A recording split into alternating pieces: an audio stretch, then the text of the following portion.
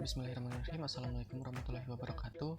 Izin memperkenalkan diri. Perkenalkan, nama saya Regidon Gunawan dari program Teknik Informatika dengan nomor NIM 410-3700-622-1025. Di sini saya akan menjelaskan program yang saya buat dari mata kuliah algoritma pemrograman dari Ibu dosen Ibu Yeni Fatman ST. Lanjut ke tugas yang pertama. Di sini adalah buatlah program penjualan barang dengan ketentuan inputan berupa nama barang, harga barang, jumlah pembelian dan pembayaran. Lakukan proses perhitungan total harga yang harus dibayarkan. Setelah itu ada hitung total uang kembalian dari pembeli. Nah, seperti contoh di sini di bawah.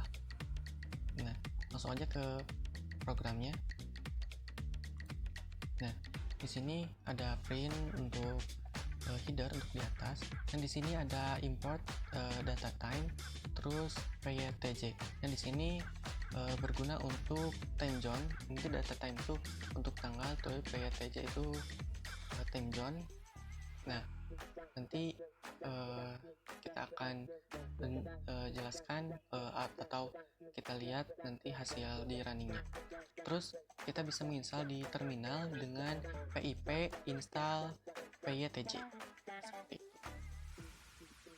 Nah, terus di sini ada import data time, terus import PYTJ, terus di sini ada time zone sama dengan PYTJ time zone Asia Jakarta.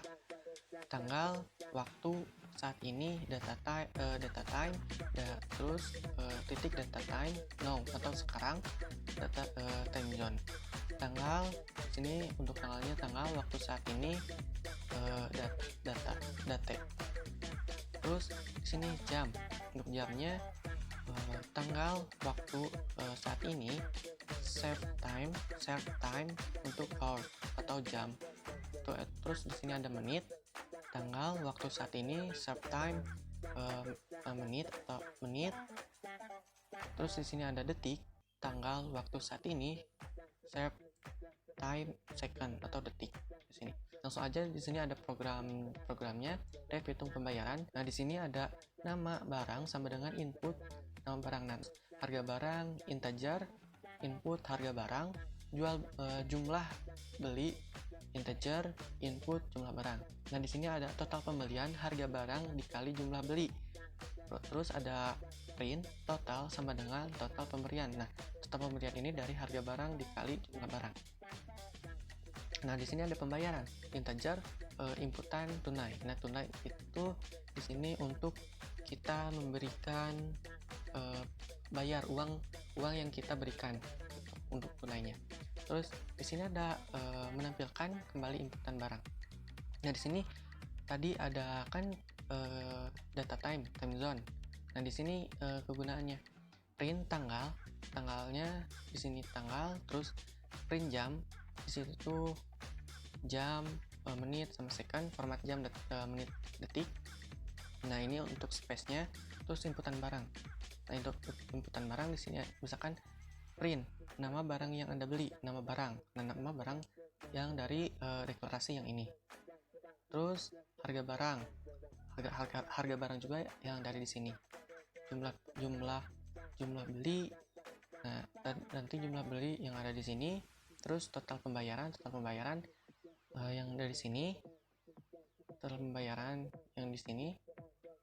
Terus pembayaran yang ditunai. Yang ini tunai ini. Nah, di sini ada kembalian sama dengan pembayaran dikurangi total pembelian. Terus di sini ada percabangan if else, kembalian lebih besar sama dengan 0. Print di sini kembalian yang Anda terima. Nah, kembalian ini dari pembayaran dikurangi total pembelian. Langsung terima kasih telah berbelanja di toko kami. Tapi misalkan si uang tunai itu kurang. Nah, langsung akan ke else, peringatan tunai tidak tercukupi, ada total yang harus dibayar, total pembelian. Nah, di sini total pembelian akan ditampilkan lagi total pembelian yang harus dibayar. Terus kurang sama dengan ABS kembalian. terus print kekurangan pembayaran, yang kurangnya berapa, yang nanti kalau misal kurang nanti ditampilkan yang kurangnya berapa. Terus tambahkan tunai, integer input tambahkan tunai, terus pembayaran tambah sama dengan tambah tunai, kembalian sama dengan pembayaran dikurangi total kembalian. Nah, di sini kalau misalkan tadi else atau tunainya tidak mencukupi, akan mengeksekusi yang ini. Nah, di sini juga ada percabangan lagi di dalam else ini, ada percabangan if else lagi. Nah, di sini ada if else kembalian lebih besar sama dengan 0, print kembalian, dipanggil lagi kembalian.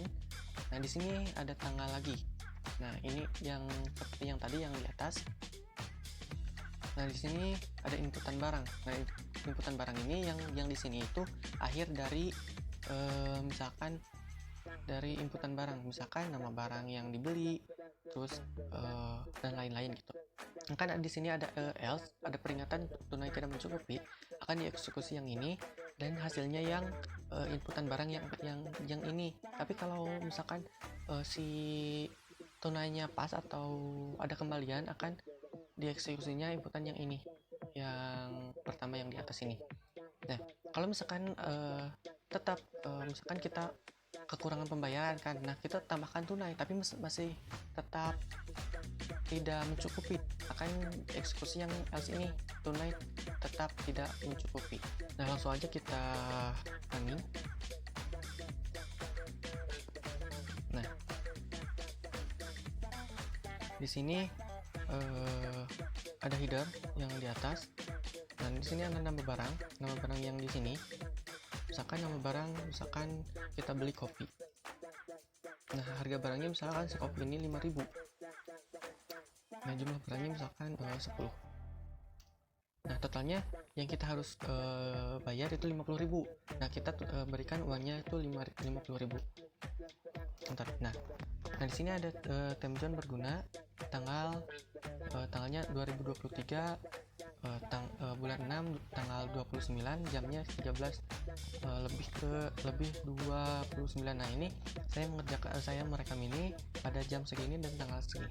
Terus nah, di sini ada inputan barang, nama barang yang Anda beli kopi dengan harga per barang itu 5.000, jumlah barang yang dibeli itu 10, total yang harus dibayar itu 50.000. Nah, uang tunai yang diberikan 50, kembalian yang diterima 0. Nah, misalkan kita eksekusi yang misalkan si uang tunainya tuh kurang. Nah, di sini misalkan nama barangnya misalkan kopi. Terus harga barangnya misalkan 5.000. Cuma jumlah barangnya 10. Nah, totalnya 50.000, tapi misalkan kita bayar 40.000. Nah, di sini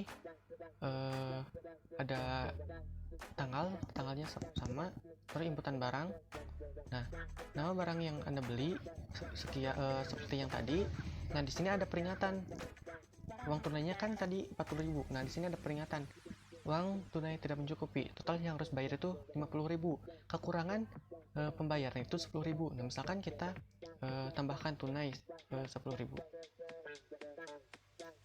Nah, di sini ada akhir dari inputan barang, nama barang yang Anda beli kopi dengan harga per barang itu 5.000, total jumlah yang dibeli itu 10, total yang harus dibayar 50, uang tunai Anda 50 karena tadi dari 40 ditambah 10 jadi 50. Kembalian yang diterima 0. Terima kasih telah berbelanja di toko kami. Seperti itu untuk tugas yang pertama. Nah, tugas yang kedua itu buatlah program untuk memasukkan nama dan nilai mahasiswa dengan memanfaatkan list. Jumlah list bisa fleksibel sesuai dengan inputan atau dibatasi maksimal 5 data. Terus kemudian tampilkan nama, nilai, jumlah mahasiswa, rata-rata nilainya, nilai tertinggi, nilai terendah, dan keterangan yang berisi lulus jika nilainya lebih dari 60 dengan dan gagal untuk di bawah 60. Nah, seperti contoh di bawah ini. Dan langsung aja ke programnya. Nah, lanjut ke programnya. Di sini ada from tabulate import tabulate. Nah, kenapa di sini ada ini? Nanti ini tuh untuk tabel. Nanti untuk tabel di pas eksekusi. Nah, di sini ada dep input data mahasiswa. Data mahasiswa sama dengan buka kurung siku tutup kurung siku. Jumlah mahasiswa sama dengan integer, input masukkan jumlah mahasiswa. Nah, misalkan kalau kita untuk menginput dengan bilangan itu menggunakan integer. Ingat. Terus masukkan jumlah mahasiswa. Terus for i in rank jumlah mahasiswa. Nama input masukkan nama mahasiswa ke strip kurung kurawa, tutup kurung kurawa, format i tambah 1. Nah, di sini format i tambah 1 tuh misalkan kita masukkan nama mahasiswa ke pertama. Nah, misalkan kita enter, nanti akan ada nama mahasiswa kedua karena ya satu yang tadi ditambah i itu misalkan 1 ditambah 1 jadi 2. Nah, misalkan mahasiswa selanjutnya format 2 karena tadi nomor 2 ditambah 1 jadi 3 dan begitu seterusnya. Terus di sini ada nilai float input masukkan nilai mahasiswa ke berapa. Nah, sama tadi yang float yang atas yang nama mahasiswa sama kayak yang seperti itu. Terus keterangan lulus jika atau if nilainya lebih besar dari 60 atau else gagal karena kurang dari 60. Terus data mahasiswa IPAD i tambah 1 nama nilai keterangan. Nah, ini untuk nanti di tampilannya. Terus return data mahasiswa. Nah, untuk input data mahasiswa sampai sini. Terus ada menghitung rata-rata. Nah, di sini ada nilai rata-rata sum mahasiswa kurung siku 2 for mahasiswa in data mahasiswa. Terus rata-rata sama dengan total nilai dikurangi jumlah data mahasiswa. Return rata-rata nilai rata-rata. Terus di sini ada tampilan informasi. Nah, di sini from tabulate atau tabulate bisa digunakan. Nah, di sini ada tampilan informasi data mahasiswa rata-rata headers itu di atas tabelnya nanti bakal ada nomor, nama, nilai, keterangan. Terus print tabulate data mahasiswa header terus table frame itu grid jadi berbentuk kotak-kotak yang tabel biasa seperti tabel pada umumnya seperti di Word gitu ataupun di Excel. Terus print n itu untuk garis baru jumlah mahasiswa ke sekian. Ini untuk kurung kurawa itu untuk sekian tadi yang di atas. From len data mahasiswa, format len data mahasiswa. Terus print rata-rata nilai siapa from rata-rata.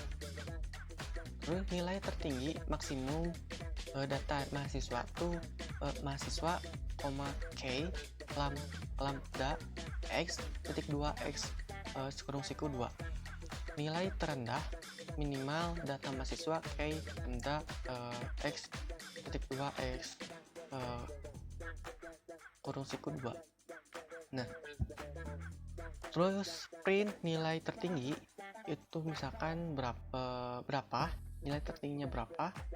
Terus di sini namanya siapa, nomornya ke berapa. From nilai tertinggi kurung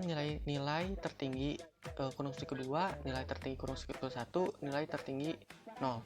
Terus print nilai terendah di sini berapa nilai terendahnya.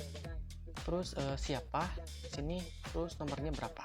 Format nilai terendah kurung siku 2, nilai terendah kurung siku 1, nilai terendah 0. Oke, langsung aja kita run. Nah, Di sini ada input data mahasiswa. Masukkan jumlah mahasiswa. Kita misalkan jumlah mahasiswanya 5 misalkan. Nah, masukkan nama mahasiswa pertama. Misalkan nama pertama itu Galih. Dengan nilainya misalkan 70. Masukkan nama mahasiswa kedua misalkan Reni.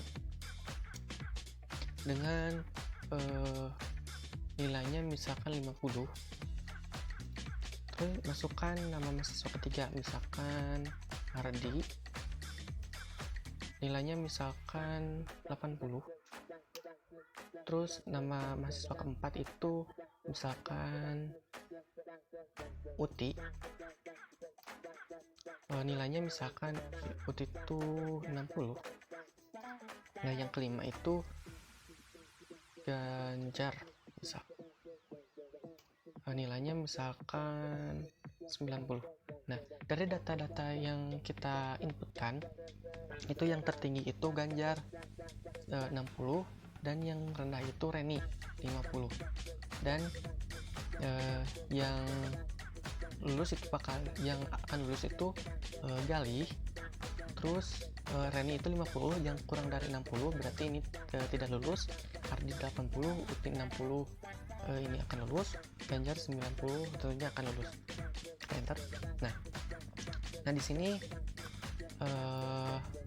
from tabulate sama import tabulate itu digunakan sebagai tabel seperti ini. Nah di sini namanya Galih dengan nilainya 70 lulus, Reni 50 gagal atau tidak lulus, Ardi 80 lulus, Uti 60 lulus, Ganjar 90 lulus. Nah di sini ada penjelasan jumlah mahasiswa itu 5 mahasiswa, terus rata-rata nilainya itu 70. Nilai tertinggi itu 90 Ganjar dengan nomor absen 5 yang dilihat di sini. Terus nilai rendah itu nilai terendah itu 50 dengan Reni nomor absen kedua, seperti ini. Sekian penjelasan dari program yang saya buat. Terima kasih, mohon maaf bila banyak kesalahan ataupun penjelasan yang kurang jelas. Sekian dari saya. Wassalamualaikum warahmatullahi wabarakatuh.